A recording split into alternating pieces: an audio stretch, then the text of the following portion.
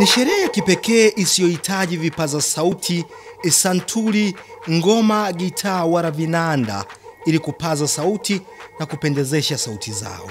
Hakika wamejaliwa nguvu, sauti na ubunifu. Hii ni sherehe au ngoma ya maziwa.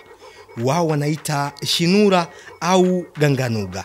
Sherehe maalum kabisa kwa Wataturu inayoandaliwa na wasichana wenye umri wa kuolewa. Hii ngoma ni wasichana hawa wametengeneza wawili tu. Alafu wakakusanya wengine, lakini ni wasichana hawa wawili. Alafu wanakamua maziwa, wanaleta kibuyu kikubwa.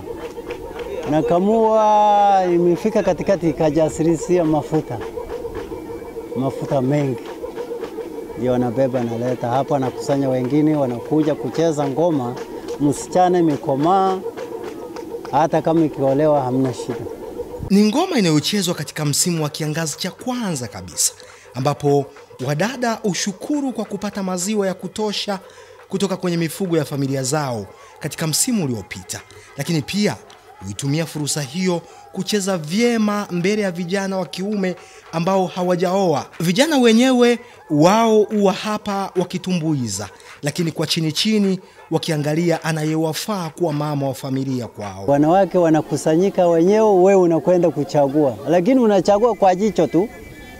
Ukiipenda unamuita. Hata sasa hivi mnakutana wawili pembeni, unamwambia mimi nakupenda. Alafu tunafurahia kwa sababu hatuhangaiki. Wanaamini wanawake wanaweza wakawa wanafurahia pia. Ninaamini kwa sababu unajua hii ngoma wanatengeneza wenyewe bila kuambia wavulana wale wanaume. Alafu kwa sababu ninajua na wenyewe wanafurahia kwa sababu kila mwaka wanatengeneza. Uzoefu wa wengi hapa wanasema huu ni utamaduni ambao hata wao wameurithi kutoka kwa mababu. Nao wameoa, kuolewa na kuozesha katika mfumo huo huo. Mimi mke wangu nilikuja harusi kama hii. Nilipokuja harusi kama hii, wasichana walikuwa wengi. Alafu tulikuwa tunacheza, nikamwona, nikampenda, nikajaribu kuongozana naye, ikakubali, akasema unaenda nyumbani mkaonane na wazazi. Nikaenda kwao. Nilipoenda kwao, tukaongea na wazazi, wakanikubalia. Nikamchukua. Nilipomchukua nikachunga miaka 3. Mwaka wa 4 nikachukua, nikaenda nayo nyumbani. Wewe ulimuona mchumba wako kwenye sherehe kama hizi? Ikawaje? Ilikuwaje? Hebu tukumbushe ilikuwaje. Kiswahili mwahiru mucha. Katika sherehe hii kinywaji ni maziwa. Pombe si ruhusa mahali hapa. Sahau kuhusu wiki ya maziwa. Hapa maziwa ni kama chakula.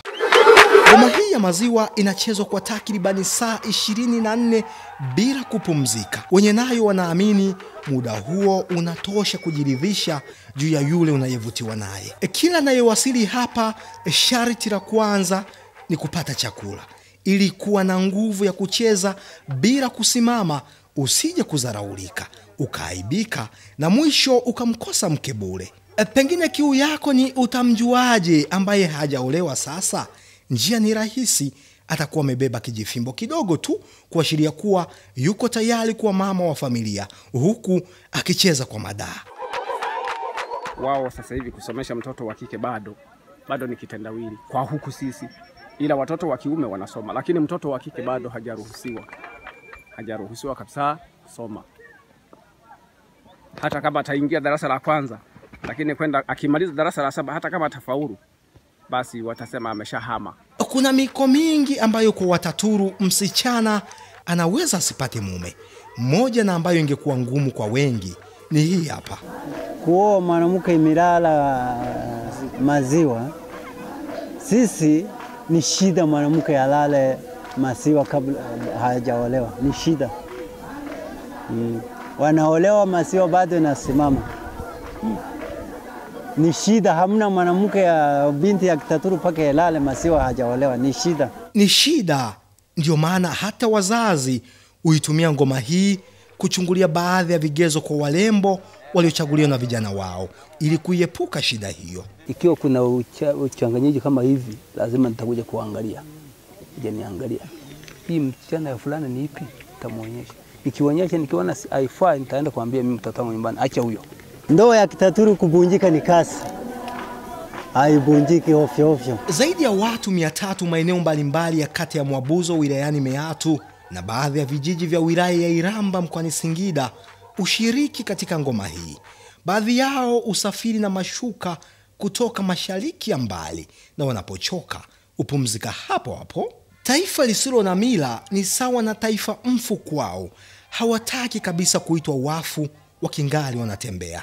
Ndio maana wangali wakiadhimisha mila na tamaduni za kabila lao.